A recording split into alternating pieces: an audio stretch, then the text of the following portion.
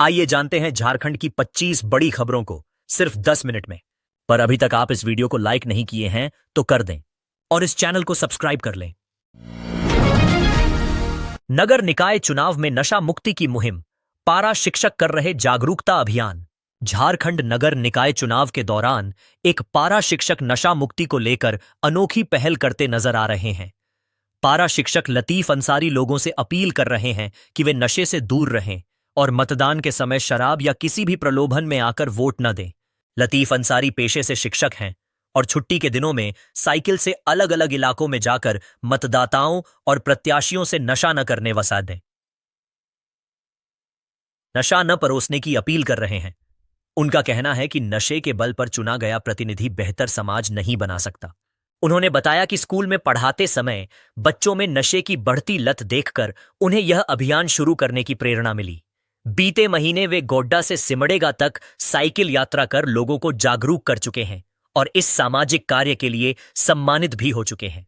चुनावी माहौल में जहां प्रशासन नशे पर कार्रवाई कर रहा है, वहीं लतीफ अंसारी अपने अभियान से मतदाताओं को जिम्मेदार और स्वच्छ समाज के निर्माण का संदेश दे रहे हैं। रांची के ग्रामीण इलाकों में हादसों पर लगाम, बनेंगे ट्रैफिक पोस्ट, बढ़ेगी पुलिस निगरानी। रांची में बढ़ते सड़क हादसों और जाम की समस्या से निपटने के लिए प्रशासन ने बड़ा कदम उठाया है। शहर से सटे ग्रामीण इलाकों में ट्रैफिक पोस्ट बनाए जाएंगे, जहां ट्रैफिक पुलिस की नियमित तैनाती होगी। इसके लिए आधा दर्जन से अधिक स्थान चिन्हित किए गए हैं। इसके सतगी थी। सड़क सुरक्षा कार्यालय की रिपोर्ट में सामने आया है कि शहरी क्षेत्रों की तुलना में ग्रामीण इलाकों में हादसे अधिक हो रहे हैं। वर्ष 2025 में रांची में 791 सड़क हादसों में 527 लोगों की मौत हुई, जिनमें सबसे ज्यादा घटनाएं रिंग रोड और आसपास के ग्रामीण क्षेत्रों में दर्ज की गईं। एसएसपी राकेश रंजन ने ट्रैफिक अधिकारियों के साथ बैठक कर ट्रैफिक पोस्ट निर्माण की प्रक्रिया तेज करने का निर्देश दिया है। नामकुम चौक, कांके, रातू और बीआईटी नेवरी जैसे इलाकों में ट्रैफिक पोस्ट बनाकर जाम, ओवर स्पीड और यातायात नियमों के उल्लंघन पर नियंत्रण किया जाएगा। प्रशासन का मानना है कि इन कदमों से ग्रामीण इलाकों में यातायात व्यवस्था सुधरेगी और सड़क हादसों में कमी आएगी। नगर निकाय चुनाव, धनबाद में सख्ती, प्रशिक्षण से गैरहाजिर 239 कर्मियों को नोटिस। धनबाद में नगर निकाय चुनाव को लेकर जिला प्रशासन ने लापरवाह कर्मियों पर सख्त रुख अपनाया है। पहले प्रशिक्षण सत्र में अनुपस्थित रहने वाले 2039 मतदान कर्मियों को शो कॉज नोटिस जारी किया गया है। यह कार्रवाई जिला निर्वाचन पदाधिकारी नगरपालिका आदित्य रंजन के निर्देश पर की गई है। उपायुक्त आदित्य रंजन ने बताया कि सभी कर्मियों को प्रशिक्षण की सूचना पहले ही दी गई थी। इसके बावजूद वे उपस्थित नहीं हुए। इसे चुनाव जैसे महत्वपूर्ण संवैधानिक कार्य में गंभीर लापरवाही माना गया है। प्रशासन ने सभी अनुपस्थित कर्मियों को 24 घंटे के भीतर लिखित स्पष्टीकरण देने का निर्देश दिया है। संतोषजनक जवाब नहीं मिलने पर नियमों के तहत कड़ी कार्रवाई की चेतावनी दी गई है। प्रशासन ने साफ किया है कि चुनाव कार्य में किसी भी तरह की ढिलाई बर्दाश्त नहीं की जाएगी। धनबाद में डॉक्टर को धमकी, आईसीयू के बाहर मिला पत्र, मामला दर्ज।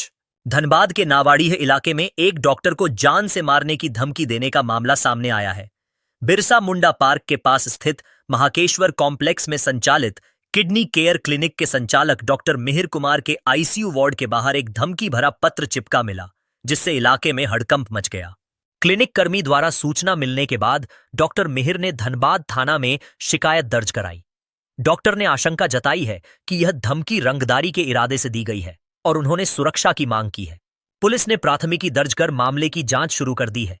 क्लिनिक और आसपास लगे सीसीटीवी कैमरों की फुटेज खंगाली जा रही है। सिटी एसपी ऋत्विक श्रीवास्तव ने बताया कि शिकायत के आधार पर पुलिस गंभीरता से जांच कर रही है। रांची पुलिस की तत्परता से 11 वर्षीय लापता बच्ची नेहा सुरक्षित मिली, परिजनों को सौंपा गया। रांची के डोरंडा थाना क्षेत्र से 4 दिनों से लापता 11 वर्षीय बच्ची नेहा को रांची पुलिस ने त्वरित कार्रवाई करते हुए सकुशल बरामद कर लिया है।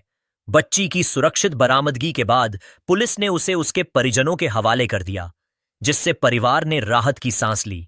पुलिस के अनुसार 4 फरवरी को दोपहर के समय नेहा बिना बताए घर से निकल गई थी। शाम तक वापस नहीं लौटने पर परिजनों ने डोरंडा थाना में गुमशुदगी की रिपोर्ट दर्ज कराई, जिसे बाद में प्राथमिकी में बदला गया। मामले की गंभीरता को देखते हुए पुलिस ने विशेष टीम का गठन कर खोज अभियान शुरू किया। तलाश के दौरान पुलिस को सूचना मिली कि बच्ची चुटिया थाना क्षेत्र के प्रेमाश्रय के पास देखी गई है।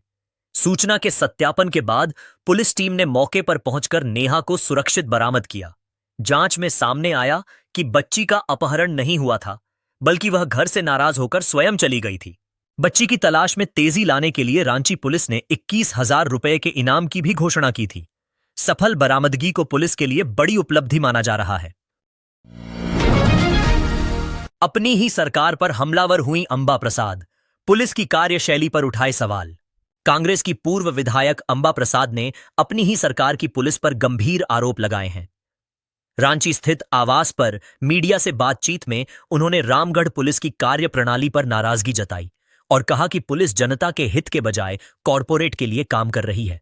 अंबा प्रसाद ने कहा कि राज्य में औद्योगिक विकास जरूरी है, लेकिन वह जनता को साथ लेकर होना चाहिए। उन्होंने आरोप लगाया कि केरेडारी क्षेत्र में नियम कानून को नजरअंदाज कर काम किया जा रहा है और विरोध करने वाले आम लोगों पर लगातार फिर दर्ज कर उन्हें जेल भेजा जा रहा है। पूर्व विधायक ने यह भी कहा कि पुलिस गलत धाराओं में मामले दर्ज कर रही है और सरकारी काम में बाधा डालने की धारा का दुरुपयोग हो रहा है। उन्होंने सवाल उठाया कि जब काम आउटसोर्सिंग कंपनी कर रही है तो आम लोगों पर कार्रवाई क्यों की जा रही है। अंबा प्रसाद ने आरोप लगाया कि रामगढ़ समेत खनन क्षेत्रों में पुलिस अधिकारियों के खिलाफ शिकायतों के बावजूद कोई ठोस कार्रवाई नहीं हो रही है, जिससे जनता परेशान है। हजारीबाग में ड्रैगन फ्रूट खेती का नया अवसर, किसानों को हो सकता है लाखों का लाभ। हजारीबाग की मिट्टी और जलवायु ड्रैगन फ्रूट की खेती के लिए बेहद अनुकूल मानी जा रही है।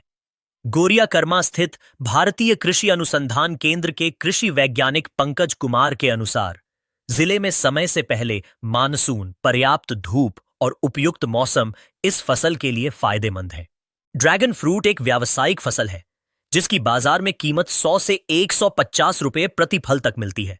इसकी खासियत यह है कि पौधे से ही नया पौधा तैयार हो जाता है और 2 साल में फल देना शुरू कर देता है। कृषि वैज्ञानिकों का दावा है कि यदि किसान 1 एकड़ में इसकी खेती करें तो 2 साल बाद हर साल 5 से 6 लाख रुपए तक की आमदनी संभव है। अनुसंधान केंद्र के साथ साथ कुछ लोग घर की छतों पर भी इसकी सफल खेती कर रहे हैं। आने वाले समय में यह फसल हजारीबाग के किसानों की आमदनी बढ़ाने में अहम भूमिका निभा सकती है।